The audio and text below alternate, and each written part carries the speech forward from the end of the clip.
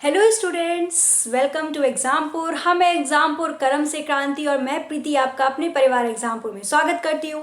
तो बिल्कुल आप लोग आ चुके होंगे, सभी एक बार क्लास को शेयर कर देना ताकि सारे स्टूडेंट्स क्लास में लाइव आ सकें, क्योंकि आज होगा आप लोगों का डाउट सेशन। अच्छा, अब एक और बात, आप लोग सोच रहे होंगे कि 1 बजे वाली क्लास थी 2:30 बजे क्यों हो गई, और जो 2:30 बजे वाली थी मतलब राजस्थान पुलिस पटवार की, वो कहाँ पे है।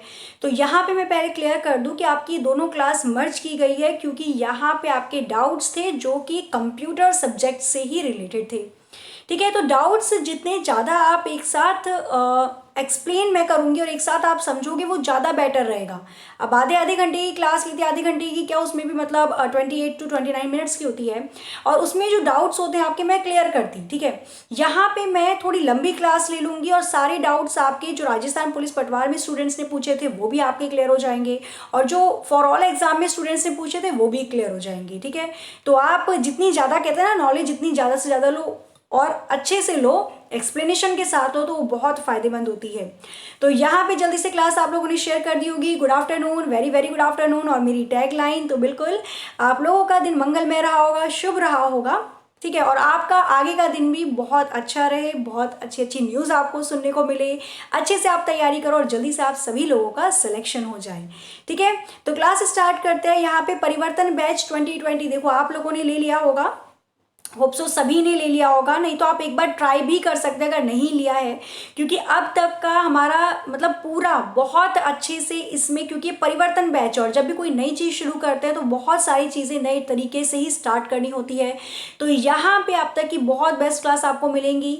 जो भी टॉपिक आपको करवाया जाएगा, जैसे कि आपने कोई भी एक टॉपिक किसी भी सब्जेक्ट में पढ़ा, उसके बाद उससे रिलेटेड कैसे क्वेश्चंस एग्जाम में पूछे जाते हैं वो चीज़ें करवाई जाएंगी। ठीक है, सारी चीज़ें आपको डिस्क्रिप्शन से यहाँ पे बताई जाएंगी, और 15 अप्रैल से बहुत ही स्मूथली, बहुत ही अच्छे तरीके से क्लासेस आपके स्टार्ट हो जाएंगी। ठीक है, क्योंकि देखो अभी थोड़ा लॉकडाउन है, तो मोस्टली टीचर्स जो मतलब दूर से हैं वो नहीं क्लास आप लोगों की करवा पा रहे, आपकी क्लास घर से ही हो रही है। ठीक है, तो वर्क फ्रॉम होम घर से ही क्लासेस हो रही हैं, बट 15 तारीख से बहुत ही अच्छे तरीके से स्मूथली आपकी क्लासेस चलनी स्टार्ट हो जाएंगी। तो अब कमर कस लीजिए, ठीक है, स्टार्ट करनी है अपनी तैयारी, और अब सिलेक्शन लेना ही लेना है। ठीक है, तो आप लोग, मैं बता रही हूँ, आप लोगों को ऐसा लगता है कि हम लेट हो गए या फिर हमें लेना चाहिए था बट टाइम नहीं मिला या जो भी था, तो आप कांटेक्ट कर सकते हैं हमें इस नंबर पर 9873111552 पर, और हमें व्हाट्सएप करके भी आप पूछ सकते हैं 8882546152 पर कि क्या क्या चीज़ें हैं और कैसे इसका सॉल्यूशन होगा। तो क्या करना है आपको, एग्जामपुर का आपको ऑफिशियल ऐप करना है डाउनलोड, और यहाँ पे आप ऑनलाइन परचेज भी कर सकते हैं परिवर्तन बैच को, जो कि आपका मात्र 1100 रुपये में 34+ कोर्स प्रोवाइड करवा रहा है, वो भी अभी लेटेस्ट यूपीएसआई के न्यू बैच के साथ। ठीक है, चलो, तो यहाँ पे वेलकम है आपका कंप्यूटर की दुनिया में, और यहाँ पे है डाउट्स की बौछार। तो बहुत सारे डाउट्स आप लोगों ने पूछे और बहुत अच्छा भी लगा, तो उस चीज़ को मैं क्लियर करवा दूंगी यहाँ पे। तो यहाँ पे आंसर देखो मिक्स होंगे, जो क्वेश्चन मैंने 1 बजे वाला दिया है, ठीक है, वो क्वेश्चन में मिक्स होगा, प्लस यहाँ पे जो क्वेश्चंस मैंने आपको 2:30 बजे वाले होमवर्क में दिए थे वो क्वेश्चन भी यहाँ पे मिक्स होंगे, तो दोनों क्वेश्चंस मिक्स होंगे। तो यहाँ पे देखो 1 बजे वाला था जिसमें मैंने पूछा था पासवर्ड वाला, तो पासवर्ड के लिए क्या होता है, तो बिल्कुल पासवर्ड आपका कॉन्फिडेंशियलिटी ये मेंटेन करके रखता है। तो कॉन्फिडेंशियलिटी मतलब गोपनीयता बनाकर रखता है, तो बिल्कुल 15 का सी ऑप्शन करेक्ट था। तो यहाँ पे आंसर दिया है, थोड़ा जल्दी जल्दी बोलूंगी क्योंकि डाउट सेशन पे हमें जंप करना है, वहां से स्टार्ट करनी है क्लास। राम आशीष जी, पूजा देवी जी, दिलीप यादव जी, ओके पूजा देवी जी, बिल्कुल आप सबके मैंने डाउट ले लिए हैं, और लिब्रे ऑफिस का आप बोल रहे हो वो सारा सेशन स्टार्ट हो जाएगा, बहुत अच्छे से मैंने आप लोगों के हर एक कमेंट को पढ़ा है। पंकज मलिक जी, ओके जितेंद्र कौर जी, यहाँ पे सिर्फ मैं नाम ले रही हूँ, बाकी कमेंट आप लोग देख लीजिएगा, आप लोगों ने आंसर कर रखा है और डाउट्स भी पूछे हैं, उसको मैंने आगे कवर किया है। ज्योति जी, ओके, और पातीश्वर गुप्ता जी, नागेंद्र सिंह जी, मोहित भारद्वाज जी, सोनू जी, हेमंत जी, अभिषेक सैनी, लोकेश कुमार, अरुण पंडित, अच्छा उदला प्रसाद और सागर पघाल, शिवम पासवान, बिल्कुल। तो आप लोगों ने बहुत सारों ने दिवाकर जी, तो यहाँ पे देखो बहुत सारे स्टूडेंट्स ने क्वेश्चन पूछे और बहुत सारे स्टूडेंट्स ने आंसर दिए थे क्लास के लिए। तो यहाँ पे पहले तो ये समझ लेना कि जो आंसर्स है ना वो आपके पहले 1 PM के, 1 PM का और 2:30 PM का, दोनों का मैंने यहाँ पे मर्ज करके लगाया है। Pravindra Baghel ji, okay, Gudiya Chaudhary ji, universal study ji, Sandeep Kumar, okay, Dilip Yadav और love yourself Sandeep Kumar. Okay, आपने आंसर किया था बहुत अच्छे से। यहाँ पे है Sanu Prakash ji, Bhagirath ji, okay, thank you so much.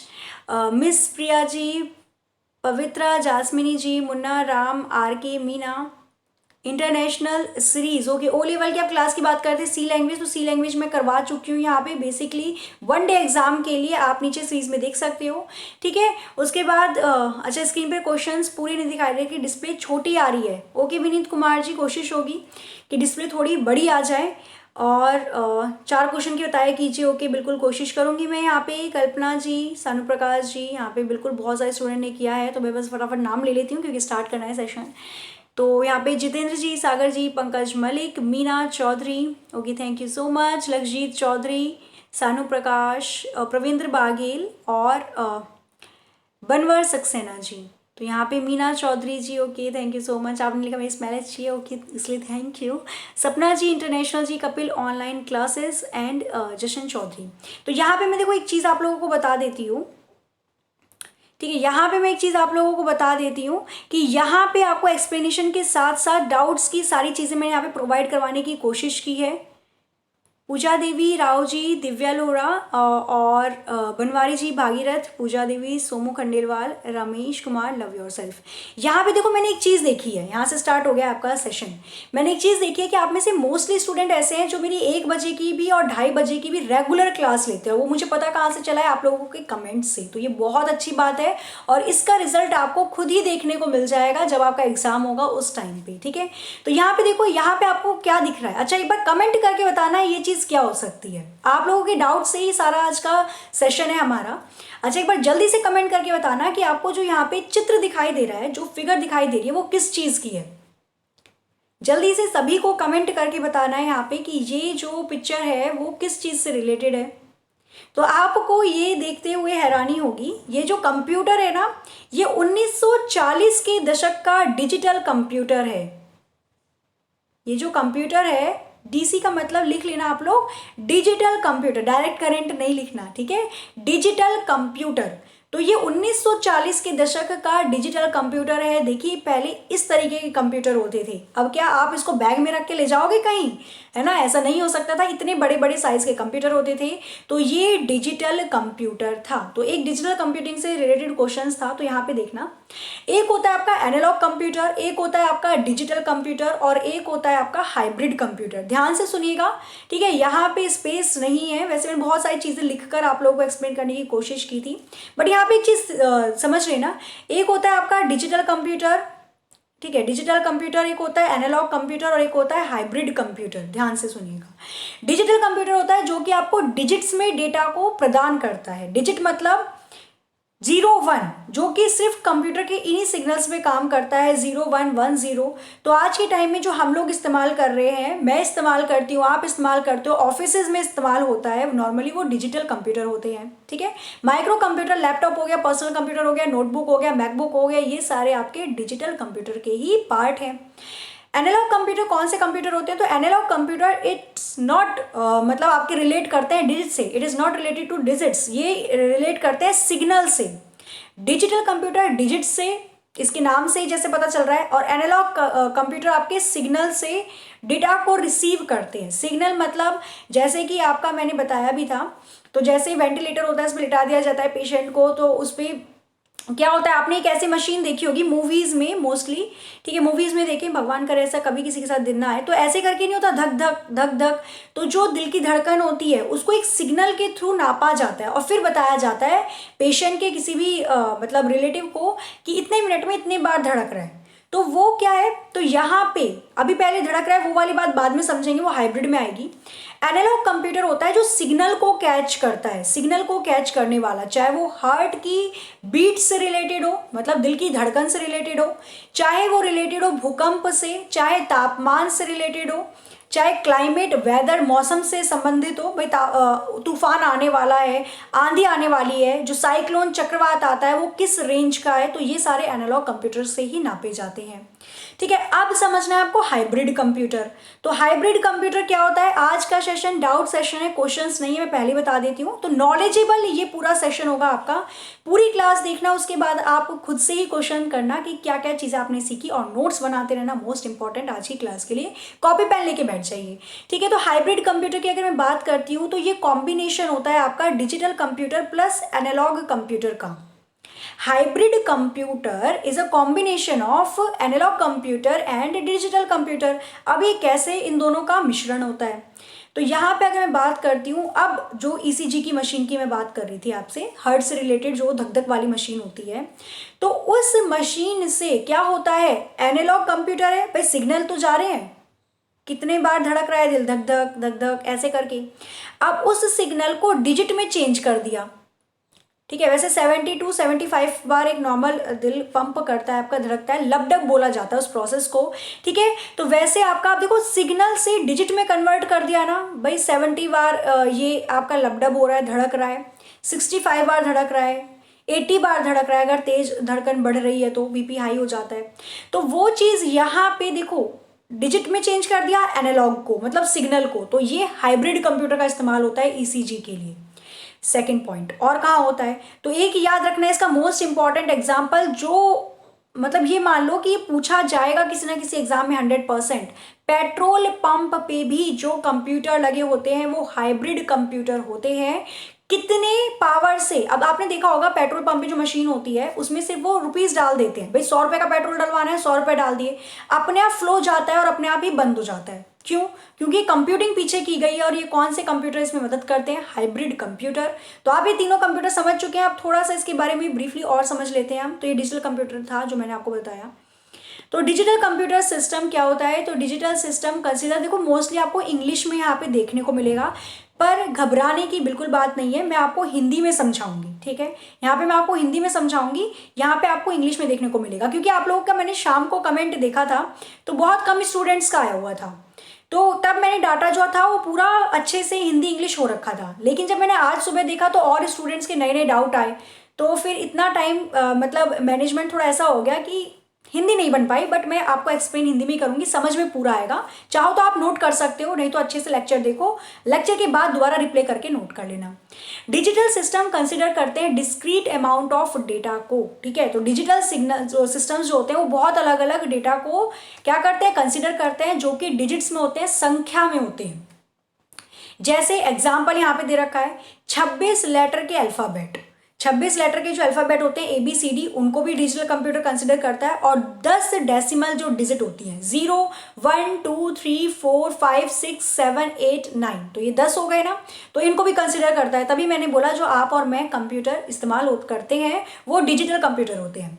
Second point देखना, larger quantities can be built from discrete value, मतलब आप लार्ज क्वांटिटी भी बना सकते हो, तो वो भी डिजिटल कंप्यूटर में आता है। जरूरत होना है कि ABCD में हम डाटा लिखते हैं, हम तो अपना नाम भी लिख सकते हैं, हम एग्जाम्पल लिखते हैं, कंप्यूटर लिखते हैं, तो जो उन अल्फाबेट से मिलाकर एक लेटर या वर्ड बनाया जाता है या पूरी एक सेंटेंस, तो वो भी इसको सपोर्ट करता है। ऐसे नंबर से भी आप वैल्यू बना सकते हो, किसी का भी आपने नंबर बना लिया 9 4 7 ब्ला ब्ला ब्ला, तो वो भी आपका इसमें कंसिडर कर दिया जाएगा।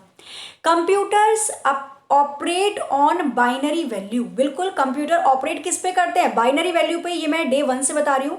कंप्यूटर सिर्फ बाइनरी डिजिट्स या मशीनरी लैंग्वेज ही समझते हैं, 0 और 1। Easy to represent binary value electrically, तो क्या होता है, ये इजीली बाइनरी वैल्यू को कैसे प्रेजेंट कर सकते हैं, इलेक्ट्रिकली करते हैं, वोल्टेज और करंट के माध्यम से इम्प्लीमेंट करते हैं, सर्किट के माध्यम को यूज करके, इस्तेमाल करके, और क्रिएट करते हैं एक बिल्डिंग ब्लॉक मॉडर्न कंप्यूटर में। तो मॉडर्न कंप्यूटर में छोटे छोटे ब्लॉक बनाए जाते हैं जिसमें आपका डाटा स्टोर करके या संग्रहित करके रखा जाता है, तो ये होते हैं आपके डिजिटल कंप्यूटर सिस्टम। उसके बाद देखना है यहाँ पे आता है आपका एनालॉग कंप्यूटर। ठीक है, तो एनालॉग कंप्यूटर मैं आपको हालांकि बता चुकी हूँ सिग्नल के बेस पे होता है, बट कोई दिक्कत नहीं है, आप एक बार और पढ़ लेंगे, थोड़ी ज़्यादा डाटा मिल जाए तो कोई दिक्कत नहीं है उससे। Analogue computer were well known in the 1940s, they are now uncommon. तो पहले के टाइम में तो 1940s में बहुत पॉपुलर हुए थे, 1940 में ही स्टार्टिंग हुई थी, लोगों के सामने आया एनालॉग कंप्यूटर नाम का भी कोई कंप्यूटर होता है, लेकिन आज के टाइम में ये अनकॉमन है, बहुत ही कम लोगों को इसके बारे में पता है। In such machines numbers to be used in some calculation were represent by physical quantity such as electrical voltage. Electrical voltage के आधार पर फिजिकल क्वांटिटीज को, सिग्नल को बताने वाले आपके एनालॉग कंप्यूटर होते हैं। The computing unit of analogue computer respond immediately to change which they detect in the input variable. जैसे ही आप इनपुट वेरिएबल, जैसे ही आप कोई बाहर से किसी भी डेटा को कंप्यूटर के अंदर डालोगे तो वो इमीडिएटली चेंज हो जाता है, तुरंत के तुरंत ही चेंज हो जाएगा, उसका सिग्नल बदल जाएगा। Analogue computers excel is solving differential equations okay and faster than digital computer. Analogue computer जो होते हैं ना आपके, वो जल्दी कैलकुलेशन को सॉल्व करते हैं एज कंपेयर टू डिजिटल। देखो ये कॉमन सेंस है, अब देखना है इसको कैसे लगाना है, ठीक है, होती हम सबके अंदर है, बस थोड़ा सा ट्रिकी इसको देखना है कैसे लगाते हैं। तो यहाँ पे देखना, डिजिटल कंप्यूटर से फास्ट कैलकुलेशन करता है एनालॉग कंप्यूटर, तभी तो जो मौसम वैज्ञानिक होते हैं उनके पास एनालॉग कंप्यूटर होता है। अब कोई चक्रवात है, अब वो किस स्पीड से आ रहा है, कहाँ पर हिट कर सकता है, कहाँ पर उसकी ज़्यादा मार सहनी पड़ेगी लोगों को, किस एरिया पे, उसकी कैलकुलेशन आपको जल्दी चाहिए ना। अब डिजिटल कंप्यूटर तो करेगा धीरे धीरे धीरे, उतने में तो वो काम करके चला जाएगा चक्रवात। अब वहाँ से आप लोगों को खाली करवा सकते हो, है ना, तो ताकि लोगों को इफेक्ट ना हो, लोग ज़्यादा परेशान ना हो उसमें, वहाँ के इलाके को खाली करवा दो। तो इसके लिए हमें जल्दी कैलकुलेशन चाहिए होती है, इसलिए एनालॉग कंप्यूटर का वहाँ पे इस्तेमाल किया जाता है और ये फास्टर कैलकुलेशन भी करता है। क्लियर। अब यहाँ पे सेकंड था, यहाँ पे मैं बता देती हूँ आपको उबंटू के बारे में।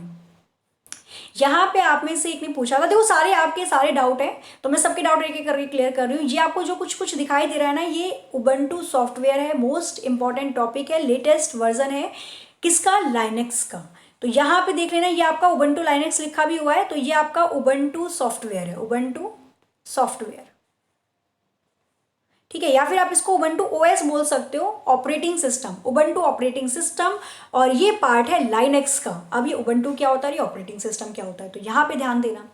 जब आपने पर्सनल कंप्यूटर, लैपटॉप या कोई भी ऐसी डिवाइस खरीदी होगी, या डिवाइस नहीं है कोई दिक्कत नहीं है, सबके पास लैपटॉप कंप्यूटर नहीं अवेलेबल होते, फोन होता है, फोन सबके पास है, ठीक है, आप लोगों के पास फोन है, स्मार्टफोन होंगे, तो उसके अंदर एंड्रॉयड होगा। भाई अगर आईफोन आप इस्तेमाल करते हो तो मैकिंटॉश होगा, ठीक है, वो भी ऑपरेटिंग सिस्टम होता है। ऑपरेटिंग सिस्टम का काम होता है, अभी जो आप ये वीडियो देख पा रहे हो ना, और ये जो पिक्चर देख पा रहे हो, ये चीज़ें आपको कंप्यूटर के अंदर से बाहर की तरफ जो दिखाई दे रही हैं, क्यों, क्योंकि ऑपरेटिंग सिस्टम आपकी डिवाइस में है।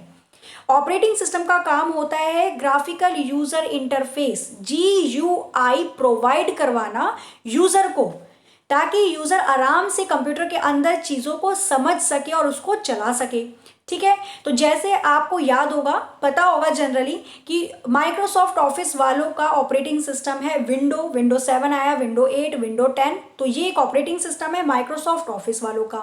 ऐसे लाइनेक्स वालों का एक ऑपरेटिंग सिस्टम है उबंटू। तो ये उबंटू हम ऑपरेटिंग सिस्टम सॉफ्टवेयर के बारे में पढ़ रहे हैं। तो यहाँ पे बहुत अच्छे अच्छे आइकन होते हैं इसके, ये एक पार्ट है किसका, उबंटू लाइनेक्स का पार्ट है ऑपरेटिंग सिस्टम का। और इसके बारे में थोड़ी सी चीज़ें हम समझ लेते हैं जो हमको समझनी जरूरी भी होती हैं, ठीक है। तो यहाँ पे देखना, अगर हम बात करते हैं उबंटू के बारे में, उबंटू ऑपरेटिंग सिस्टम के बारे में, तो उबंटू ऑपरेटिंग सिस्टम के अगर बारे में मैं बात करती हूँ तो ये क्या होता है, ये जैसे पर्सनल कंप्यूटर हो गए, स्मार्टफोन हो गए, सर्विसेज नेटवर्क के सर्वर हो गए, यहाँ पे इसको इस्तेमाल किया जाता है। इसको बनाने वाली एक यूके की कंपनी थी, यूनाइटेड किंगडम की एक कंपनी थी, जिसका नाम था क्या, कैनोनिकल लिमिटेड। क्या नाम था, यूके की कंपनी थी। इसको लिखते रहना साथ में या फिर बाद में लिख लेना, बट इसको एक जगह हल्का सा नोट कर लो। नोट बनाने का मतलब होता है जब आप क्लास लेते हो ना, छोटे छोटे पॉइंट बना लिया करो, पूरी चीज़ नहीं लिखनी, छोटे छोटे पॉइंट बना लो। क्योंकि हम लोगों को पता है भाई 10th 12th सब पास करके आए हैं, जब भी नोट्स बनाते थे तो हम एंड टाइम पे सिर्फ वो छोटे छोटे पॉइंट ढूंढते थे, है ना, बड़ी चीज़ें तो हम नहीं पढ़ते थे।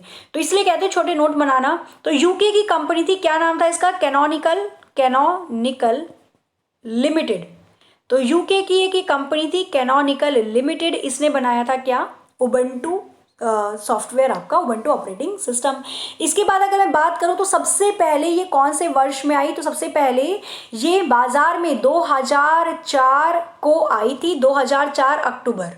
तो अक्टूबर 2004, इसको रफ करना पड़ेगा, स्पेस थोड़ा सा ही है ना। तो अक्टूबर 2004 में ये उबंटू बाजार में आई थी, मार्केट में आई थी। कब? 2004 के अंदर।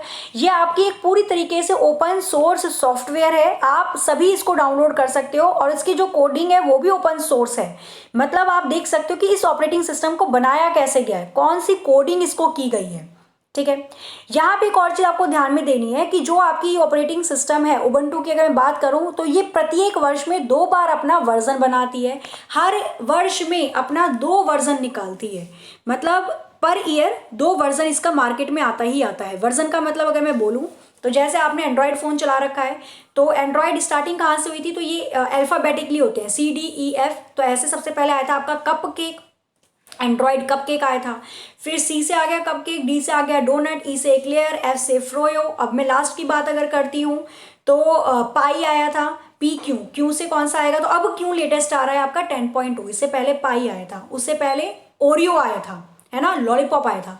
तो आप ये चीज़ें इस्तेमाल कर चुके हो ना, तो ये वर्जन ही है, ये एंड्रॉयड के नए नए वर्जन है। ऐसे ही उबंटू भी अपने 2 वर्जन प्रत्येक वर्ष निकालता ही निकालता है। ठीक है, तो यहाँ पे देखना कुछ ऐसा आइकन, कुछ कितना प्यारा सा लग रहा है ना, ऐसा इंटरफेस होता है आपका उबंटू ऑपरेटिंग सिस्टम का। ये देखना, ये दिख रहा होगा आपको यहाँ पे। तो ये पूरा का पूरा सेम ऐसे विंडो की तरह ही लगेगा, बट थोड़ा सा अलग होगा, थोड़ा सा चलाने में भी अलग होगा, अलग सी चीज़ें दिखेंगी। जैसे आप एप्पल का फ़ोन चलाते हो ना, तो उसमें अलग तरीके का ग्राफिकल यूज़र इंटरफेस होता है। इसी को ग्राफिकल यूज़र इंटरफेस कहते हैं कि कहाँ पे कौन सा आइकन लगा है और कितने आसानी से आप कंप्यूटर को चला सकते हो। ठीक है, तो ये उबंटू का ऐसा होगा। और यहाँ पे देखना, यहाँ पे इंग्लिश में लिखा है मैंने, कोई घबराने की बात नहीं है, मैं इसको हिंदी में ही एक्सप्लेन करूँगी। तो it is a discontinued high level graphical font and. तो ये क्या होता है, एक हाई लेवल का होता है उबंटू सॉफ्टवेयर ऑपरेटिंग सिस्टम होता है, लाइनक्स का एक नया वर्जन है और एक ये फ्री सॉफ्टवेयर है जो कि पाइथन की लैंग्वेज में इसको लिखा गया है। ये यहाँ पे ना इंपॉर्टेंट है, नोट कर लेना इसको। पाइथन एक भाषा है कंप्यूटर की, जैसे हम लोगों की हिंदी, इंग्लिश, मराठी, उर्दू, मलयालम, उड़ीसी, बहुत सारी भाषाएं होती हैं, ऐसे ही आपकी ये एक भाषा है पाइथन कंप्यूटर की। C++ ये भी भाषाएं, तो पाइथन भी एक भाषा है। पाइथन भाषा में उबंटू लिखा गया है, यहाँ से आपके 1 लाइनर क्वेश्चंस बनते हैं। ठीक है, वही चीज़ बोलते हैं, पूरी कहानी आप पढ़ लोगे तो क्वेश्चन को आसानी से डील कर लोगे। उबंटू सॉफ्टवेयर पाइथन की भाषा में लिखा गया है। इसको डेवलप करने वाले कैनोनिकल लिमिटेड कंपनी है जो कि यूके की है। बस इतना याद रखना है आपको। ठीक है, तो उबंटू सॉफ्टवेयर यहाँ पे आप लोगों को क्लियर हो गया होगा। लिखते जाना कि हाँ ये चीज़ क्लियर हो चुकी है, स्क्रीनशॉट भी आप ले सकते हो, नोट कर लेना बाद में। उसके बाद यहाँ पे देखना, तो ये IBM 1401, तो ये IBM 1401 आपका ये कंप्यूटर है, एज अ प्रिंटर भी है। तो ऐसा कंप्यूटर जिसमें प्लस प्रिंटर भी होगा। ये शायद आई थिंक थोड़ा 1 मिनट मैं इसको थोड़ा सा नीचे कर दूं, अब आपको दिख रहा होगा, मैं अपने आप को जस्ट साइड में कर लेती हूँ। ओके, ठीक है, तो आपका IBM, ये क्वेश्चन आया हुआ था और आप में से एक स्टूडेंट ने पूछा भी था, तो उसको मैं क्लियर कर देती हूँ विद फिगर। तो यहाँ पे देखो कुछ ऐसा ही कंप्यूटर था, कितना प्यारा कंप्यूटर लग रहा है ना। ठीक है, तो ये कुछ इस तरीके का इसका वर्क स्टेशन या CPU आप इसे बोल सकते हो। और यहाँ पे जुड़ा ये प्रिंटर था और ये पूरा आपका IBM 1401 बोला जाता था। ये क्वेश्चन था कि कौन सी जनरेशन में, कौन सी पीढ़ी में आया था, तो ये कंप्यूटर की दूसरी पीढ़ी में आया था। तो कंप्यूटर की कौन सी पीढ़ी में आया था, कंप्यूटर की दूसरी पीढ़ी में आया था, ये समझ लेना। उसके बाद आया था आपका इंटरनेट से रिलेटेड, कि इंटरनेट क्या होता है। ठीक है, तो यहाँ पे एक फिगर देख लेना ताकि थोड़ा सा, 1 मिनट, ओके, ठीक है, यहाँ पे फिगर देख लेना, इसको मैं समझा देती हूँ, इसके बारे में नोट नहीं है तो उसको समझ लेना अच्छे से। ये सोशल इंट्रानेट है, बट सोशल इंट्रानेट के बारे में हम बाद में बात करेंगे, पहले हम बात करते हैं इंट्रानेट शब्द के बारे में। तो यहाँ पे शब्द आपको लिखा हुआ दिख रहा है इंट्रानेट, इसी के बारे में बात करनी है। 3 चीज होती है, एक होता है इंट्रानेट, एक होता है एक्स्ट्रानेट और एक होता है इंटरनेट। क्या क्या होता है, इंट्रानेट, एक्स्ट्रानेट और इंटरनेट। इसके बारे में मैं थोड़ा सा लिख देती हूँ यहाँ पे। ओके, ठीक है, तो यहाँ पे ध्यान देना। अभी आप पूछ रहे हो किसके बारे में, आप लोगों ने पूछा कि इंट्रानेट क्या होता है। ठीक है, यहाँ पे मेरी राइटिंग अच्छी नहीं आएगी, बट मैं कोशिश करूँगी कि आप लोग समझ लो, इतना तो लिख दूंगी कि आप लोग समझ सकोगे। ठीक है। तो इंट्रानेट क्या होता है? इंट्रानेट होता है अगर एक बिल्डिंग के अंदर, यहाँ पे मैंने बिल्डिंग बना दी, अगर एक बिल्डिंग के अंदर इंटरनेट चल रहा है, नेटवर्क है, अगर एक बिल्डिंग के अंदर नेटवर्क है, भाई एक बिल्डिंग के अंदर ऊपर एक कंप्यूटर है जिसमें हमारा छुटकू काम कर रहा है, उस बिल्डिंग के नीचे भी एक कंप्यूटर है जिसमें हमारे चुन्नू लाल काम कर रहे हैं। अब ये छुटकू चुन्नू लाल को मैसेज भेज सकता है और ये चुन्नू लाल भी छुटकू को मैसेज भेज सकता है। एक बिल्डिंग के अंदर नेटवर्किंग हो रही है, वो आपकी कहलाती है इंट्रानेट। तो एक बिल्डिंग के अंदर नेटवर्किंग हो रही है, एक ऑर्गेनाइजेशन के अंदर नेटवर्किंग हो रही है, एक कंपनी के अंदर, एक कैंपस के अंदर, एक कॉलेज के अंदर, एक स्कूल के अंदर, इंडिविजुअली अगर किसी भी आपकी इंस्टीट्यूशन के अंदर भी अगर नेटवर्किंग होती है तो वो आपकी इंटरनेट कहलाती है। कई बार आपने देखा भी होगा, आप बिल्डिंग के अंदर हो तो नेट चल रहा है फर्स्ट क्लास, बहुत अच्छा, MBPS की स्पीड आ रही है, GBPS की स्पीड आ रही है, बहुत अच्छा इंटरनेट चल रहा है। जैसे ही आप उस बिल्डिंग का चौखट पार करते हो, वो लक्ष्मण रेखा पार करते हो, वैसे इंटरनेट गायब होता है। ऐसा कई बार होता होगा, ठीक है। जैसे होटल वगैरह में जाते हैं तो वहाँ पे भी होता है। मैं बताऊँ अगर अपना पर्सनल एक्सपीरियंस, तो हम लोग विद फैमिली गए थे मसूरी।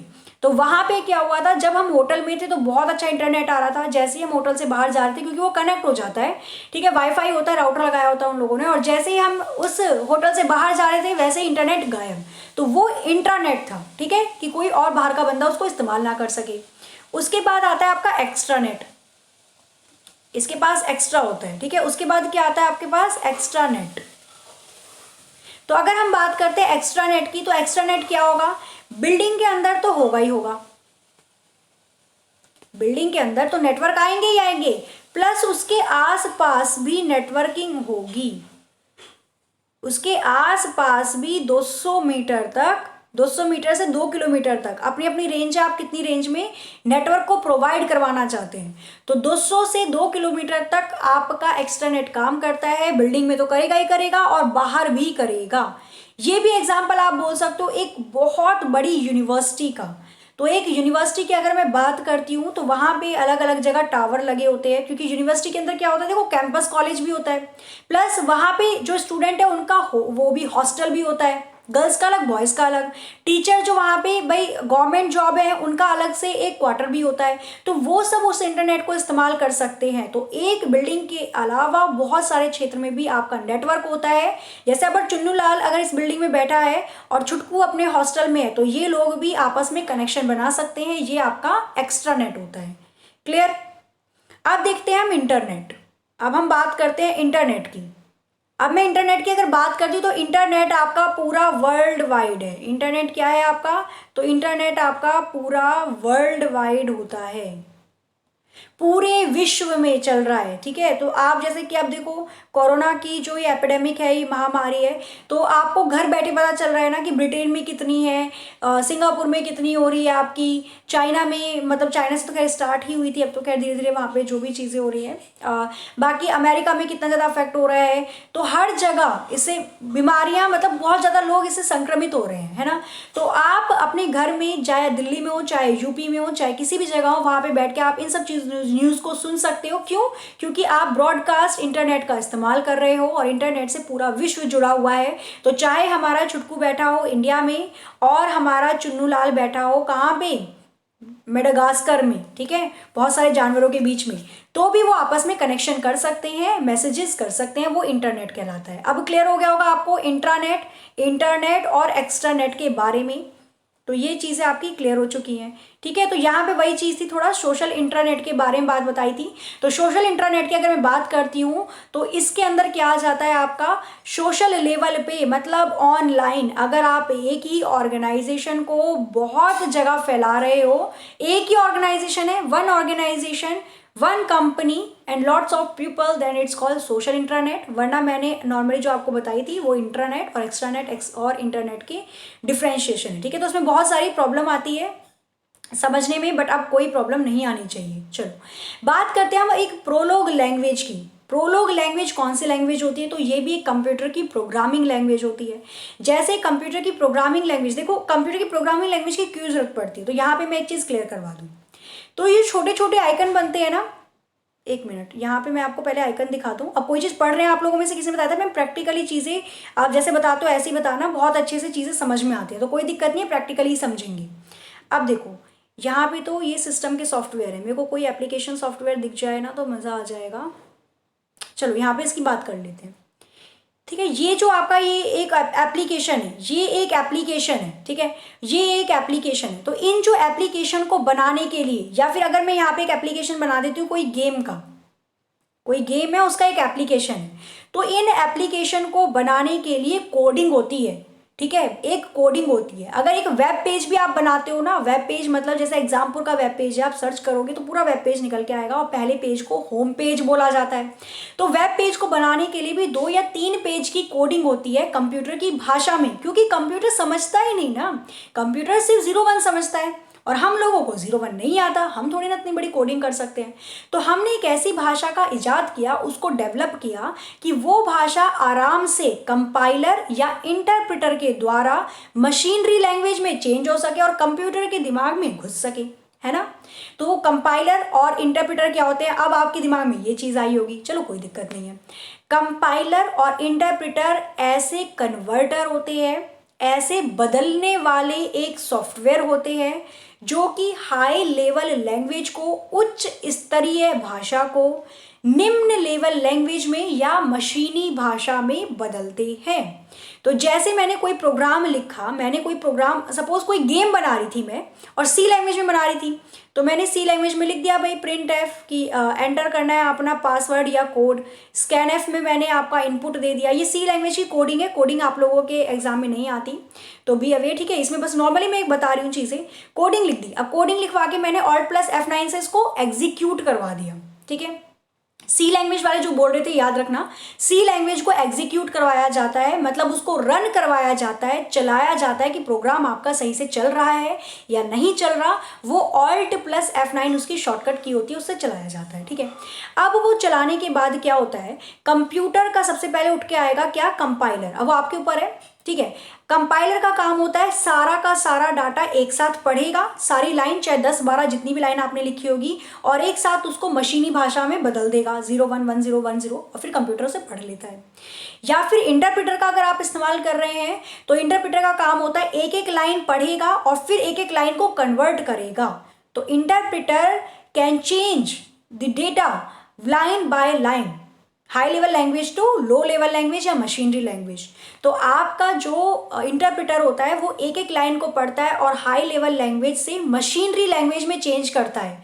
दूसरी तरफ अगर मैं बात करती हूँ कंपाइलर की, तो कंपाइलर भी कन्वर्टर है, वो भी हाई लेवल से मशीनरी लैंग्वेज में चेंज करता है। पर अंतर क्या हो गया, कंपाइलर पूरे डेटा को एक साथ पढ़ेगा और फिर चेंज करेगा, और जैसे ही चेंज हो जाएगा मशीनरी लैंग्वेज में, कंप्यूटर उसको पढ़ना शुरू कर देगा। कंप्यूटर खुश, अब आ गई भी मेरी भाषा। तो वही चीज़ मैं आपको यहाँ पे बता रही थी कि इंटरप्रेटर और कंपाइलर क्या होते हैं। तो ये प्रोग्राम बताने के लिए बता रही थी। तो ये जो एप्लीकेशंस बनाई जाती हैं तो इसके लिए कोडिंग होती है, प्रोग्राम बनाए जाते हैं। तो अलग अलग प्रोग्रामिंग लैंग्वेज भी होती है, और प्रोग्रामिंग लैंग्वेज का ही एक पार्ट है प्रोलोग प्रोग्राम, ठीक है। तो प्रोलोग लैंग्वेज भी आपकी क्या है, तो ये भी देखो यहाँ पे कोडिंग आपको दिखाई दे रही होगी। तो ये कोडिंग करवाई गई है, यहाँ पे कुछ बनाया गया होगा, कोई प्रोग्राम बनाया गया होगा, यहाँ पे प्रोग्राम बनाया गया है पाइवॉट से रिलेटेड, ओके। तो यहाँ पे जो प्रोग्राम बनाए जाते हैं तो प्रोलोग लैंग्वेज का भी उसका इस्तेमाल किया जाता है। जैसे सी लैंग्वेज है, C++ है, ऐसी प्रोलोग लैंग्वेज है। और इसके बारे में देखना जो इंपॉर्टेंट चीज़ें जो आपको पता होनी चाहिए, तो it is a logic programming language. तो ये एक प्रोग्रामिंग लैंग्वेज तो है, बट ये एक लॉजिक प्रोग्रामिंग लैंग्वेज है, अर्थमेटिक नहीं है। अर्थमेटिक होती है प्लस माइनस से संबंधित, और लॉजिक प्रोग्राम होते हैं जिसके अंदर, देखो यहाँ पे एक सिंबल आपको दिखाई दे रहा होगा प्रोलोग, इसमें लॉजिक प्रोग्राम होते हैं जिसके अंदर ये सब चीज़ें आती हैं। ये सब चीज़ें इन द सेंस, देखो यहाँ पे आई थिंक दे नहीं रखा, बट इनके अंदर ये लॉजिक ऑपरेटर्स आते हैं। लॉजिक ऑपरेटर्स होते हैं ये बराबर वाले, ये एंड वाले लॉजिक ऑपरेटर्स होते हैं आपके, ठीक है। तो ये सारे जो ऑपरेटर्स होते हैं ये लॉजिक ऑपरेटर्स आते हैं प्रोलोग लैंग्वेज के अंदर, क्योंकि एक लॉजिक प्रोग्रामिंग लैंग्वेज होती है जिसको आर्टिफिशियल इंटेलिजेंसी के साथ और कंप्यूटेशनल लिंग्विस्ट के साथ मिलाकर काम करवाया जाता है। तो ये जो आपकी प्रोलोग लैंग्वेज है ना, तो जितने भी सेंसर लगे होते हैं, जैसे आप मेट्रो में देखते हो, जैसे मेट्रो के गेट पे आप खड़े हो जाओ बीच में, तो मेट्रो का दरवाजा बंद होना बंद नहीं होते भाई, वो कचुम्बर थोड़ी ना निकालना चाहेंगे आपका।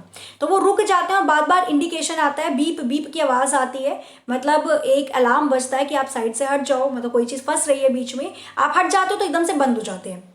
एक होता है एक्सीलेटर, एक होता है एलिवेटर। एक्सीलेटर वो सीढ़ियाँ होती हैं जो अपने आप चलती हैं, आप एक बार सीढ़ी पे खड़े हो जाओ तो वो अपने आप आपको ऊपर तक ले जाती हैं। तो सेंसर लगा होता है, जैसे ही आप इन सीढ़ी पे चढ़ जाते हो वैसे ही ऊपर चलना शुरू हो जाती हैं। इसको बोलते हैं एक्सीलेटर वाली स्टेयर्स या सीढ़ी। एक होती है एलिवेटर सीढ़ी, उसको बोलते हैं ये डब्बे बंद वाली सीढ़ी। इसमें आप जाते हो और अपने आप गेट बंद हो जाता है, लिफ्ट ऊपर जाती है या नीचे जाती है, जहाँ पे भी आपको जाना है। तो ये होती है एलिवेटर। यहाँ पे भी सेंसर लगा हुआ है। तो इन दोनों में जिस कोडिंग का इस्तेमाल किया गया है, बड़ा अजीब लग रहा है ना कि इस चीज़ में भी कोडिंग होती है, बिल्कुल होती है भैया। 1 प्रेस करते हो वो कैसे ऊपर ले जा रही है, आप ग्राउंड फ्लोर पे हो और आप जैसे ही आपने 1 फ्लोर फर्स्ट फ्लोर को प्रेस किया, आपकी लिफ्ट कैसे ऊपर ले जा रही है आपको, कुछ ना कुछ तो उसके अंदर कोडिंग की है ना। वो इंसान थोड़ी ना कि वो समझ रहा है अच्छा एक मतलब ऊपर होगा, उसको कैसे पता, मशीन को कैसे पता ऊपर नीचे के बारे में। तो वही चीज़ प्रोग्रामिंग लैंग्वेज जो सेंसर वाली चीज़ों में इस्तेमाल की जाती है वो प्रोलॉग लैंग्वेज हो जाती है। और कौन से सन में ये आई थी, तो 1972 में ये आई थी। और किसने इसको इन्वेंट किया था, या कौन से वो 2 वैज्ञानिक थे जिन्होंने इसको बनाया, तो एलायन लॉल-मेरियर और रॉबर्ट कोवॉल्स्की। ठीक है, तो याद रखना, एलायन लॉल-मेरियर और रॉबर्ट कोवॉल्स्की, इन दोनों ने मिलकर प्रोलॉग लैंग्वेज को बनाया था। नेक्स्ट देखेंगे तो नेक्स्ट आता है आपका शॉपर के बारे में। अच्छा, शॉपर के बारे में आप लोगों ने पूछा था और बहुत अच्छा पूछा भी था। तो यहाँ पे देखे ना, शॉपर नाम का एक ट्रोजन मॉलवेयर है। और आप में से किसी का क्वेश्चन था कि मैम जो शॉपर है वो ट्रोजन है या मॉलवेयर है। तो ये चीज़ पहले तो आप क्लियर करना, ठीक है, क्या चीज़ क्लियर करनी है। तो यहाँ पे सबसे पहले आप क्लियर करना, जो ये मॉलवेयर होते हैं ना, मैंने कल भी बताया था अपनी क्लास के अंदर, जो ये मेल वर्ड होता है ना, ये इंग्लिश का रूट वर्ड है। इससे बहुत सारे शब्द मिलेंगे आपको देखने में आगे, मैलिशियस हो गया, ठीक है। तो ये जो मॉल वर्ड होता है ना, इसका मतलब होता है गंदा। इस मॉल वर्ड का मतलब ही क्या होता है, गंदा, ठीक है। तो मॉलवेयर का मतलब होगा गंदे सॉफ्टवेयर, सॉफ्टवेयर से निकाला है वेयर, यहाँ पे वेयर दिख रहा है ना लास्ट में WARE। तो गंदे सॉफ्टवेयर को मॉलवेयर बोलते हैं, जो कि आपके कंप्यूटर को खराब कर देते हैं। तो मॉलवेयर बहुत सारे तरीके के हैं, मतलब मॉलवेयर बहुत सारे तरीके के हैं। वायरस एक मॉलवेयर है, वॉर्म एक मॉलवेयर है, ट्रोजन एक मॉलवेयर है, स्पाईवेयर आपका एक मॉलवेयर है। तो ये सारे मॉलवेयर के प्रकार हैं। तो मॉलवेयर पापा है और ये सारे इसके छोटे छोटे बच्चे हैं, ठीक है। तो शॉपर मॉलवेयर है, लेकिन मॉलवेयर में उसके कौन से बच्चे के पार्ट है, ट्रोजन का पार्ट है, ठीक है। शॉपर एक मॉलवेयर है जो कि ट्रोजन है, ट्रोजन के अंदर आता है, ट्रोजन का पार्ट आता है, ट्रोजन मॉलवेयर आप इसको बोल सकते हो। और इसी से मुझे याद आया, पहला आपका जो वायरस आया था, जो पहला वायरस आपका पूरे विश्व का आया था, क्या नाम था उसका, पहले तो आप लोग बताओ फिर मैं बताती हूँ। जो पहला वायरस आया था पूरे विश्व का, वर्ल्ड फर्स्ट वायरस क्या था आपका, पहला वायरस जो आया क्या था, तो क्रीपर, बिल्कुल सही यहाँ पे आंसर। तो क्रीपर था आपका पहला वायरस, ठीक है। आप लोग क्रीपर ही कर रहे होगे आंसर। तो क्रीपर पहला वायरस था आपका। और जो क्रीपर आपका वायरस आया था वो भी ट्रोजन की ही फैमिली से था, ठीक है। तो मॉलवेयर था बट ट्रोजन ही था। ओके, तो यहाँ पे हम शॉपर की बात करें तो इसको आगे कंटिन्यू कर लेते हैं। तो शॉपर आपका एक ट्रोजन मॉलवेयर है जिससे 14% इंडियंस अफेक्टेड हैं, मतलब 14%। ये डेटा बहुत पुराना है, पुराना इन द सेंस अभी कोई लेटेस्ट डेटा नहीं आया है, 2-3 महीने पुराना है। तो 14% इंडियंस इससे अफेक्टेड हैं। और साइबर सिक्योरिटी एंड एंटीवायरस की एक ब्रांड है कैस्पर्सकी, बहुत इंपॉर्टेंट ब्रांड है कैस्पर्सकी। जब भी कोई वायरस आता है ना, तो उस वायरस को काटने के लिए एंटीवायरस का इजाद होता है ना। जब जब कोई दुश्मन आते हैं तो उसको मारने के लिए एक मसीहा आता है, शहंशाह। तो कुछ ऐसे ही है, जब भी कोई वायरस आता है तो उस वायरस का खात्मा करने के लिए एंटीवायरस बनाया जाता है। तो एंटीवायरस बनाने वाली ही एक कंपनी है कैस्पर्सकी। तो ये सबसे पहले ढूंढती है, भाई देखो इनका काम क्या है, एंटीवायरस बनाना। और जो एंटीवायरस वाली कंपनियां होंगी वो क्या ढूंढेंगी कि कौन सा नया वायरस आया है, तभी तो उसके लिए एंटीवायरस बनाएंगी।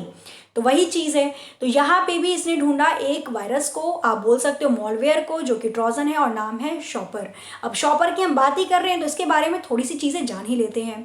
तो शॉपर की अगर मैं बात करूँ तो ये एक ट्रोजन मॉलवेयर है और ये काम क्या करता है, तो बिना पूछे, देखो पूछ के तो आएगा नहीं कि मैं एक गंदा सॉफ्टवेयर हूँ आके आपका डाटा चुरा लूँ और आप बोलोगे हाँ भाई चुरा लो, मेरा डाटा तो कभी चुराया है नहीं, मेरे को फील करना है कि डाटा चोरी होता है तो कैसा लगता है, ऐसा तो कुछ होगा नहीं।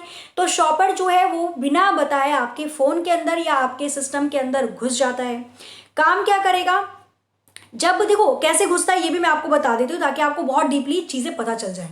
आपने क्या करा, आपके पास फ़ोन है, अब आप अपने फ़ोन के अंदर कोई थर्ड पार्टी से कोई भी एप्लीकेशन, कोई भी गाना, कोई भी वीडियो, कोई भी फोटो अपलोड करना चाहते हो। जैसे कि हम बोलते हैं कि भाई हमारा एग्जामपुर का क्या है, एग्जामपुर ऐप है, तो एग्जामपुर का ऑफिशियल ऐप आप गूगल प्ले से स्टोर करो। अगर आप गूगल प्ले से स्टोर ना कर कर किसी थर्ड पार्टी से स्टोर कर लेते हो, है ना, ये एक एग्जाम्पल दे रही हूँ मैं, या कोई भी आप एप्लीकेशन है, कोई गाना होता है, एक ऑथेंटिक साइट से ना कर कर आप किसी मतलब नॉर्मली साइट से कर लेते हो कि फ्री में मिल रहा है और कम एमबी का गाना मिल रहा है, मेरे को पसंद है, मैं वहाँ से डाउनलोड कर लेता हूँ या कर लेती हूँ। तो जब भी आप किसी थर्ड पार्टी से, एक ऐसी पार्टी से कोई भी डाटा साझा करते हो या डाउनलोड करते हो, तो वो पार्टी क्या करती है, आपके पास वो गाना ना भेजकर कोई दूसरी स्क्रीन खोल देती है। कई बार हुआ भी होगा आप लोगों के साथ कि आप खोलना तो कोई और सा प्रोग्राम चाहते हो और जब वो डाउनलोड हो जाता है तब तक आपको लगता है कि हाँ ये वही है जो मैं डाउनलोड करना चाहता हूँ या चाहती हूँ, लेकिन जैसे ही वो डाउनलोड हो जाता है वैसे ही एक तीसरी फाइल, अटपटी सी फाइल खुल के आ जाती है आपके सामने। होता है ऐसा। तो वो जो तीसरी फाइल आई ना, वो और कुछ नहीं था, वो मॉलवेयर था। और अब उस मॉलवेयर ने क्या करा, फिर आपको लगता है कि ये तीसरी फाइल गलती से डाउनलोड हो गई, अब मैं इसको डिलीट कर देता हूँ। और जब आप डिलीट करने के लिए चेक करते हो अपने फ़ोन के अंदर, तो आपको कहीं पे भी उस नाम से फाइल नहीं मिलती, क्योंकि शॉपर की एक खासियत है कि ये आ तो ऐसे जाता है, लेकिन उसके बाद ये आपकी ओरिजिनल फाइल की शेप अपने आप ले लेगा, अपने आप ओरिजिनल फाइल बन जाएगी। जैसे प्ले स्टोर बन गया, अपने आप कोई भी ऐसी फाइल अपने आप ही बन जाती है जिसको आप देखकर भी डिलीट नहीं करते, आपको लगता है कि आपके कंप्यूटर की ओरिजिनल फाइल है और आप इसको डिलीट करना नहीं चाहते। तो ऐसे ही अपने आप अपना रूप बना लेती है, जैसे बहरूपिया बन जाती है और आपके फ़ोन में ही रहती है। अब ये कैसे नुकसान पहुंचाएगी, चलो आपके फ़ोन में भी आ गई। नुकसान पहुंचाती है ये शॉपर, इसका नाम इसलिए डला है क्योंकि जितनी भी शॉपिंग वेबसाइट्स हैं, जितनी भी शॉपिंग एप्लीकेशंस हैं, वहाँ पे आपका नाम इस्तेमाल करके रेटिंग करना शुरू कर देती है। आपने कई बार देखा होगा ऑनलाइन शॉपिंग अगर आपने करी हो कोई भी अलग वेबसाइट से, किसी का नाम नहीं लूँगी मैं, किसी भी एप्लीकेशन से अगर आपने ऑनलाइन शॉपिंग करी है तो वहाँ पे आपको ना रेटिंग देनी पड़ती है। भाई 5 स्टार में से कितना, देखो स्टार भी नहीं बन रहा मुझसे, चलो कोई बात नहीं, ट्विंकल ट्विंकल लिटिल स्टार ऐसे वाला हमने बचपन में बनाया था, ये वाला तो बन जाएगा। चलो 5 स्टार में से आपको रेटिंग करनी होती है। भाई कितने रेटिंग आप देना चाहते हो, आपने सपोज शूज़ मंगवाए, आपने बुक्स मंगवाई, आपने पेन मंगवाया, तो आप कितने स्टार देना चाहते हो उस प्रोडक्ट को, आता है पूछने के लिए। अपने मन से आप लोग यहाँ पे फिल करते हो ना, 2 स्टार, 3 स्टार या 5 स्टार अगर बहुत ज़्यादा सेटिस्फाई हो, लेकिन आप उसको फिल नहीं कर रहे, आपकी जगह कौन फिल कर रहा है, शॉपर, और आपको पता भी नहीं है कि आप फिल कर रहे हो। तो शॉपर का काम ये था, अपने आप ही वो रेटिंग दे देता था, जितनी भी आपके पास एप्लीकेशन थी शॉपिंग की, अपने आप ही वो क्या दे देता था, तो कमेंट भी कर देता था कि आई लाइक दिस प्रोडक्ट। तो ये जो कंपनियां होती थी ना XYZ, जो अपने अपने प्रोडक्ट बिकवाती थी और वेबसाइट पर जाके, तो वही कंपनियां ऐसे मॉलवेयर बनाती हैं। शॉपर को भी उन्होंने ही बनाया ताकि उनकी कंपनी के प्रोडक्ट पे बहुत ज़्यादा रेटिंग आ जाए, बहुत ज़्यादा कमेंट आ जाए और लोग उन कमेंट और रेटिंग को देखकर वो प्रोडक्ट खरीदने पर मजबूर हो जाएं, है ना। कस्टमर का क्या है, कस्टमर को लुभाना चाहिए, कस्टमर वो चीज़ खरीद लेता है, तो वही चीज़ यहाँ पर की गई थी। तो ये शॉपर था, शॉपर के बारे में अब आपको पता चल चुका है। और ये इतना ज़्यादा क्यों परेशान हो गए इससे लोग, इंडिया में तो इतना नहीं पता चला क्योंकि बहुत कम लोग इससे अफेक्ट थे, तो उन्होंने आपस में ही मतलब उन चीज़ों को एंटीवायरस लाके ख़त्म कर दिया। लेकिन बाहर के देश के क्यों इफेक्टेड हो गए थे, क्योंकि वहाँ पे शॉपर का और बड़ा भयंकर काम हो गया था कि फेसबुक भी अपने आप चला रहा है भाई साहब। मतलब आपका फ़ोन आपके पास है, आपके पॉकेट में है और फेसबुक चला रहा है वो पीछे, और आपका ही नाम बनकर, क्योंकि फेसबुक तो आपके नाम से ही है, जाहिर सी बात है, वो पोस्ट भी डाल देगा। तो इस वजह से ये थोड़ा खतरनाक हो गया था और ये ट्रोजन मॉलवेयर था। अब आपको इसके बारे में चीज़ें पता चल गई होंगी और अभी आया है 2019 में, 2019 लास्ट में और 2020 स्टार्टिंग में। ओके, क्लियर है यहाँ तक चीज़ें, आपको क्लियर एक बार लिख देना। और बिल्कुल क्लास अच्छी लग रही तो क्लास को लाइक भी कर दिया करो, है ना। और अच्छे अच्छे आप लोग कमेंट करते हो, खैर उसके बारे में मुझे कुछ कहना ही नहीं है। बाकी जो भी आप डाउट रह जाए आपका, क्योंकि देखो ये क्लास क्या है, तो यहाँ पे थोड़ा, जहाँ पे मैं हूँ मेरा घर है, मतलब थोड़े नेटवर्किंग इश्यूज़ होते हैं यहाँ पे, थोड़ी प्रॉब्लम होती है, ठीक है। तो मैं सोचती हूँ आपको डाटा में बहुत अच्छे से अच्छा चीज़ें दूँ, और क्लासेस अगर थोड़ी रिकॉर्डेड भी होती हैं बट आपको डाटा फुली बहुत अच्छे से मिल जाए, तो उस चीज़ के लिए वो चीज़ आप अभी थोड़ा माइंड मत करना, क्योंकि देखो अभी क्लासेस आपकी घर से ही हो रही हैं, यहाँ से हम ले रहे हैं। जब आपकी ऑनलाइन क्लासेस होती तो बहुत अच्छे से क्लास स्मार्ट बोर्ड पे बहुत अच्छे से चीज़ें बहुत एक्सप्लेन करके हो जाती थी। तो बट आपको डाटा अच्छा मिलना चाहिए और आपकी तैयारी बीच में छूटनी नहीं चाहिए। तो इसी वजह से देखो आपकी क्लासेस भी रेगुलर परिवर्तन बैच का जो डेमो है वो भी आपका चल रहा है। 8 दिन का 8 मैराथन मतलब महामैराथन आपका चल रहा है, वो चीज़ जरूर देखना। आपकी पॉलिटी की हो चुकी है, फिजिक्स की हो चुकी है, आपकी ज्योग्राफी हो चुकी है, ज्योग्राफी आज ही हुई है। तो ये चीज़ आपको बहुत अच्छे से देखनी है, ठीक है। ओके चलो स्टार्ट करते हैं। नेक्स्ट है वायरस। तो वायरस की अगर मैं बात करती हूँ तो वायरस, वॉर्म्स और even trojan all are the malicious malware, जिसके बारे में मैंने बात करी, that gets into a device and performs unwanted task. देखो इंग्लिश में मैंने बोला है, इंग्लिश में थोड़ी चीज़ें डाटा आपको मिलेगा क्योंकि मेरे नोट्स मोस्टली इंग्लिश में ही है, बट मैं हिंदी में बिल्कुल बताऊंगी यहाँ पे। तो वायरस, वॉर्म्स, ट्रोजन हॉर्स और एक नाम मैंने यहाँ पे लिखा नहीं, ओके यहाँ पे लिख चुकी हूँ मैं। Worm, Trojan horse, adware, spyware और वायरस और ऐसे बहुत सारे, ये सारे मॉलवेयर होते हैं। तो मॉलवेयर बहुत अलग अलग प्रकार के होते हैं। मैलिशियस मॉलवेयर, मॉलवेयर का मतलब होता है एक ऐसा सॉफ्टवेयर जो कि आपके कंप्यूटर को क्षति पहुंचाने के लिए आया है, उसने क्षति पहुंचाने के लिए आपके कंप्यूटर में प्रवेश किया है। तो आपके कंप्यूटर को नुकसान पहुंचाने के लिए आपका ऐसा मॉलवेयर होता है, एक मैलिशियस मॉलवेयर बनाया जाता है। ऐसे ही आपका इस मॉलवेयर की बहुत अलग अलग ग्रुप है। मॉलवेयर हो गए पापा जी, मतलब ये बड़े पापा जी हैं, ठीक है, और इनके ये छोटे छोटे पार्ट हैं, ये छोटे छोटे चुन्नू लाल मुन्नू लाल बच्चे हैं। इनमें से एक वायरस हो गया, एक वॉर्म हो गया, एक ट्रोजन हो गया, एक एडवेयर, एक स्पाईवेयर और ऐसे बहुत सारे इनके बच्चे हैं। तो यही चीज़ आपको ध्यान में देनी है। तो कई बार ऐड नहीं आने लग जाता, आप कोई एप्लीकेशन चला रहे हो और बीच में बहुत सारे ऐड आ रहे हैं, एडवर्टाइजमेंट आ रहे हैं, बहुत सारे विज्ञापन आ रहे हैं, तो समझ जाओ आपके फोन के अंदर मॉलवेयर आ चुका है। अब इससे बचने का क्या तरीका है? कोई बीमारी है तो दवा भी जरूर होगा। तो बिल्कुल इससे बचने का तरीका क्या हो जाएगा? अपने फोन का बैकअप लेकर कम से कम 2 महीने में एक बार उसको फॉर्मेट मार दीजिए। तो जितनी भी आपके बैकअप पे अपने आप बन गई हैं फाइलें, क्योंकि आप एप्लीकेशन ये उनके लिए खास तौर पे जो थर्ड पार्टी से चीज़ों को डाउनलोड करते हैं। तो आपने बहुत सारी एप्लीकेशन इकट्ठा कर ली है किसी थर्ड पार्टी से, मतलब पीछे बहुत सारा मॉलवेयर या वायरस या ट्रोजन इकट्ठा हो रखा है।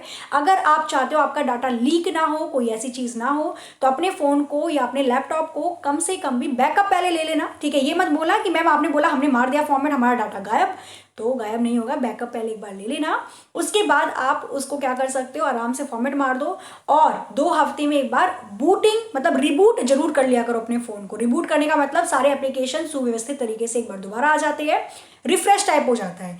तो बिल्कुल आप 1 हफ्ते में, 2 हफ्ते ज़्यादा बोल दिए, 1 हफ्ते में एक बार रिबूट जरूर कर लें और अपने फ़ोन को कृपया करके थोड़ा सा दूर रखिए, क्योंकि मुझे पता है लॉकडाउन है तो ऐसा नहीं 24 घंटे टिक टिक टिक टिक हो रहा है, तो ये चीज़ नहीं होनी चाहिए। पढ़ाई के लिए फ़ोन को उठाओ, ठीक है, बाकी नॉर्मली बातचीत होती है उसके लिए फ़ोन को उठाओ, बट थोड़ा फ़ोन को आराम करने की भी ज़रूरत है, ठीक है।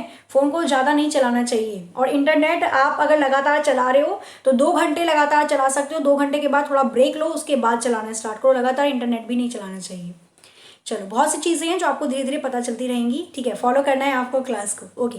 चलो तो यहाँ पे देखो एक पूछा था, बहुत अच्छा क्वेश्चन पूछा था, बहुत दिन से पूछा भी था आपने, आई थिंक पूजा जी ने पूछा था या और स्टूडेंट ने पूछा था, एग्जैक्ट मुझे अभी नाम याद नहीं आ रहा, बट यहाँ पे देख लेना, सबके लिए इंपॉर्टेंट है, इसलिए मैंने क्लास मर्ज की थी ताकि सारे लोग आप पढ़ सको, ठीक है। तो देखो मैक्सिमाइज की और मिनिमाइज की। मिनिमाइज मतलब कोई स्क्रीन पे अगर आप काम कर रहे हो वो मिनिमाइज हो जाए, छोटा हो जाए, छुटकू होके दिखे स्टेटस बार पे, है ना। किसी चीज़ पे आप काम कर रहे होते हो, आप सपोज करो ऑनलाइन शॉपिंग कर रहे हो, आपकी मम्मी की पापा की एनिवर्सरी है, आप उनके लिए गिफ्ट ले रहे हो, जैसे ही मम्मी आ गई कमरे में आप उस स्क्रीन को क्या कर देते हो, मिनिमाइज कर देते हो, वो छोटी हो जाती है ना। और जैसे ही मम्मी चली गई तो फिर आप उस स्क्रीन को क्या करते हो, मैक्सिमाइज कर देते हो, फिर से वो स्क्रीन बड़ी हो जाती है, फिर से आप शॉपिंग करने लगते हो। तो मिनिमाइज करने की, छोटा करने की उस स्क्रीन को शॉर्टकट की होती है जो विंडो की होती है। विंडो की जिसमें ऐसे विंडो बनी होती है ना, विंडो की होती है, एक विंडो बटन होता है कीबोर्ड में। विंडो की के साथ डाउन की को अगर आप प्रेस करोगे दोनों को एक साथ तो मिनिमाइज हो जाएगा। जो एक्टिव विंडो है, जिस विंडो पे आप काम कर रहे हो, वो छोटा हो जाएगा। और जैसे ही आप विंडो की के साथ ही अप एरो या अप की, ऊपर वाली की प्रेस करोगे तो आपकी वो मिनिमाइज विंडो बड़ी हो जाएगी, मतलब मैक्सिमाइज हो जाएगी। तो ये इसकी शॉर्टकट की है, इसको नोट कर लेना, मोस्ट इंपॉर्टेंट है, आने वाले एग्जाम में आ सकती है। थोड़ा नया क्वेश्चन था तो इसको नोट कर लेना, ठीक है। चलो उसके बाद देखो थोड़ी सी चीज़ मैं नई बताने की कोशिश करूंगी यहाँ पे, क्योंकि बाकी डाउट तो आपके हो ही गए। मिला जुला डाउट जो कि आप लोगों का बहुत दिन से अटका हुआ था, वो चीज़ मैं यहाँ पे क्लियर कर देती हूँ। तो एक यूज़र इंटरफेस क्या होता है, तो यूज़र इंटरफेस हमें GUI के बारे में पता है, मैं बहुत चीज़ें आपको बताती रहती हूँ, एक बार और यहाँ पे देख लेंगे। देखो यूज़र इंटरफेस क्या होता है, तो यह कंप्यूटर और यूज़र के माध्यम एक इंटरफेस या ब्रिज का काम करता है। कंप्यूटर और यूज़र मतलब मैं यूज़र हूँ, काम कर रही हूँ, और कंप्यूटर है, हम दोनों के बीच में तालमेल बनाने का काम किसका हो रहा है, यूज़र इंटरफेस का। प्रोग्राम को एग्जीक्यूट करने, एप्लीकेशन को रन करने तथा डिवाइसेस को कनेक्ट करने के लिए यूज़र इंटरफेस का प्रयोग किया जाता है। ये तो टिपिकल हिंदी ही है, तो समझ में आ रही होंगी चीज़ें आप लोगों को। यूज़र इंटरफेस दो प्रकार के होते हैं, कितने टाइप के होंगे, दो। एक होता है GUI, एक होता है CUI। तो GUI के बारे में आप बहुत बार सुनते हो अक्सर, पर CUI के बारे में कम सुना जाता है, तो दोनों चीज़ें यहाँ पे देख लेंगे। GUI की फुल फॉर्म, पहले CUI देखते हैं। CUI की फुल फॉर्म होती है कैरेक्टर यूज़र इंटरफेस। तो CUI की फुल फॉर्म होती है कैरेक्टर यूज़र इंटरफेस। इस इंटरफेस में कंप्यूटर या सॉफ्टवेयर के साथ कमांड के द्वारा इंटर कनेक्शन किया जाता है। तो CUI में कमांड का इस्तेमाल होता है, ये क्वेश्चन बहुत बार पूछा जाता है, तो बस इतना याद रखना, CUI में कमांड का इस्तेमाल होता है। Character user interface, C character user interface और C से ही कमांड, तो इसका इस्तेमाल होता है। इसे कमांड लाइन इंटरफेस भी कहा जाता है। कमांड लाइन कंप्यूटर की डिस्प्ले स्क्रीन पर एक ऐसी जगह होती है जैसे DOS इसका होती है, जिसमें यूज़र के द्वारा निर्देश टाइप किए जाते हैं। तो मैं अपने आप कमांड लिखूंगी कि अब गूगल खुल जाए, तो गूगल खुल जाएगा। अब इंटरनेट एक्सप्लोरर बंद हो जाए, तो इंटरनेट एक्सप्लोरर बंद हो जाएगा। तो कमांड के थ्रू काम होता है CUI के अंदर। इसका उदाहरण सबसे अच्छा है DOS, disk operating system. Next देखेंगे, सेकेंड तो आता है आपका GUI, ग्राफिकल यूज़र इंटरफेस। तो ग्राफिकल यूज़र इंटरफेस क्या होगा, ऐसा इंटरफेस जो यूज़र और कोई स्क्रीन पर उपलब्धित या उपस्थित ऑब्जेक्ट पर पॉइंट या क्लिक करने की कमांड के रूप में स्वीकार करता है। यहाँ पे सिर्फ आप क्लिक करते हो, क्लिक किया जाता है। अभी मैंने आपको उबंटू के बारे में बताया ना, उबंटू के बारे में बताया कि छोटे छोटे आइकन बने होते हैं, आप उस पर क्लिक करते हो तो वो GUI आपको ग्राफिकल यूज़र इंटरफेस प्रदान करवाता है। तो यहाँ पे आपको क्लिक करना होता है, पॉइंट या क्लिक करके कमांड के रूप में होता है। देखो वहां पे कमांड देनी होती थी लिखकर, और यहाँ पे सिर्फ आपको या तो पॉइंट आउट करना है या एरो ले जाओ और वहां पे क्लिक कर दो, राइट क्लिक कर दो, ठीक है। अच्छा, राइट क्लिक से क्या होता है, लेफ्ट क्लिक से क्या होता है, तो अगर आप लेफ्ट क्लिक ऐसे, अगर माउस है तो ये लेफ्ट है, ये राइट है, अगर आप लेफ्ट क्लिक 2 बार करोगे तो वो आइकन ओपन हो जाएगा, खुल के आ जाएगा, और अगर आप राइट क्लिक करोगे तो मेन्यू खुल के आता है। याद रखना ये चीज़, ठीक है। चलो, तो यहाँ पे इसका प्रयोग मानव मशीन इंटरफेरेंस के रूप में होता है। जैसे विंडोज़ हो गया तो विंडो आपको GUI देता है, ना कि CUI देता है। क्लियर है। चलो, यहाँ पे लास्ट देख लेंगे, तो एक था आपका वेब सर्फिंग। तो वेब सर्फिंग क्या होता है, ये भी आप लोगों ने पूछा था, इसके बारे में भी जान लेते हैं। देखो, वेब सर्फिंग क्या होता है, तो इंटरनेट ब्राउजर में हाइपरलिंक का उपयोग करके एक वेब पेज से दूसरे वेब पेज को कनेक्ट किया जाता है, और वेज पर जाकर इंटरनेट ब्राउजर करने के कार्य को वेब सर्फिंग या इंटरनेट सर्फिंग बोला जाता है। जब आप एक पेज पे हो और आपने लिंक देखा, अच्छा आप ऐसे नहीं देखते, आप कोई पेज खोलते हो, आपने कोई पेज खोला, पेज ओपन किया, अब पेज में एक हाइपर लिंक था, उस पर क्लिक करते के साथ ही ब्लू कलर का होता है, क्लिक करते के साथ ही एक दूसरा पेज खुल जाता है और आप दूसरे पेज पे चले जाते हो। फिर कोई सा हाइपर लिंक क्लिक करोगे, फिर तीसरा पेज खुल जाएगा, आप तीसरे पेज पे चले जाओगे। तो यही आपका क्या कहलाता है, या तो आप इसको इंटरनेट सर्फिंग बोल सकते हो या वेब सर्फिंग। इंटरनेट सर्फ करने के लिए ब्राउजर और इंटरनेट कनेक्शन उपलब्ध होना चाहिए। आपके पास एक ब्राउजर भी होना चाहिए, ब्राउजर जो कि मैं आपको बताती हूँ, गूगल क्रोम एक वेब ब्राउजर है, इंटरनेट एक्सप्लोरर एक वेब ब्राउजर है, मोजिल्ला फायरफॉक्स एक वेब ब्राउजर है, जिससे आप इंटरनेट से जुड़ते हो या कनेक्ट होते हो, वो होना जरूरी है, और एक इंटरनेट तो होना जरूरी ही है। सर्फिंग एक ऐसी गतिविधि है जिसकी शुरुआती वर्ल्ड वाइड वेब से आगमन हुई थी। तो सर्फिंग का www से स्टार्टिंग हो चुकी थी। ये उपयोगकर्ता हाइपर टेक्स्ट लिंक के साथ उपयोगकर्ता ना केवल डॉक्यूमेंट के एक हिस्से से दूसरे हिस्से में जा सकता है, बल्कि एक डॉक्यूमेंट से दूसरे डॉक्यूमेंट में भी जा सकता है। बिल्कुल एक पेज से जब आप दूसरे पेज में चले जाओगे तो डॉक्यूमेंट भी चेंज हो जाएगा। वेब या इंटरनेट सर्फ करने के लिए कौन कौन से स्टेप होते हैं, तो कैसे आप इसको सर्फ कर सकते हो। सबसे पहले आपको कोई भी एक वेब ब्राउजर ओपन करना है, चाहे कोई भी हो, क्रोम हो, इंटरनेट एक्सप्लोरर, मोजिल्ला फायरफॉक्स, जो भी हो आपके पास, उसको ओपन करना है। वेब ब्राउजर के एड्रेस फील्ड में वेब पेज के एड्रेस को टाइप करना है। जो एड्रेस फील्ड नहीं होता वेब ब्राउजर, जब आप गूगल क्रोम खोलते हो तो यहाँ पे एड्रेस फील्ड होता है ना, भाई कौन सी साइट ओपन करनी है। गूगल भाव को कैसे पता, उसको तो एड्रेस लिख कर दोगे, तो यहाँ पे आप एड्रेस लिखोगे और क्या कर दोगे, एंटर दबा दो या वहाँ पे सर्च बटन दबा दो। ब्राउजर के टूल बार पर बैक, फॉरवर्ड और होम जैसे सामान्य बटन का प्रयोग होता है। याद रखना, यहाँ पे भी क्वेश्चन बन सकता है। तो ब्राउजर टूल बार पे बैक, फॉरवर्ड और होम, बैक वाला होता है, फॉरवर्ड वाला होता है और आपको होम वाले में आना है, तो ऐसे भी आपको बटन दिखाई देते हैं। वेब पेज के माध्यम नेविगेट करें, तो वेब पेज के बीच में नेविगेशन होता है, आप उसको किधर की साइड भी मोड़ तोड़ सकते हो। और वेब ब्राउजर को बंद कर दें, तो ऐसे आप क्या कर सकते हो, दूसरे पेज पे चले जाओगे और पहला वाला पेज अपने आप ही क्या हो जाता है, बैक हो जाता है, बंद। और जैसे ही आपको दूसरे पेज पे जाना है जो पीछे छूट गया, बैक बटन खोल दो, वो पेज अपने आप ही आ जाएगा। क्लियर है आपको? तो ये वेब सर्फिंग या इंटरनेट सर्फिंग होती है। चलो, तो आज की क्लास में इतना ही। आपने आज बहुत सारी इन्फॉर्मेशन नई नई सीखी। अच्छा, आपको कुछ नया सीखने को मिला और अच्छे से आपने सीखा, तो ये आपको ऑफलाइन कमेंट करके बताना होगा। और जैसा कि मैं आप लोगों को होमवर्क देती ही हूँ, तो होमवर्क मैं आप लोगों को दूंगी, जरूर दूंगी। तो आज मैं आप लोगों को होमवर्क देने वाली हूँ। क्या दूँ आज मैं आपको होमवर्क? चलो, तो आज मैं आप लोगों को होमवर्क देती हूँ। अच्छा, आपने पूछा था मुझसे कि मैम फुल फॉर्म भी एक क्लास कर देना, फुल फॉर्म की। तो बिल्कुल फुल फॉर्म की भी मैं एक क्लास कर दूंगी। तो यहाँ पे आपका एक तो आपको फुल फॉर्म बतानी है, फुल फॉर्म से रिलेटेड मैं आपको यहाँ पे दे देती हूँ। थोड़ा डीपली पढ़ना उस फुल फॉर्म के बारे में, ऐसा नहीं नॉर्मली पढ़ लिया। थोड़ा आस्काई के बारे में बताना है आपको, आस्काई की फुल फॉर्म क्या और कब इसकी स्टार्टिंग हुई थी, कैसे कैसे ये हुआ था। जो क्वेश्चंस आपके एग्जाम में आते हैं उसी से रिलेटेड मैं यहाँ पे क्वेश्चन भी दूंगी आपको।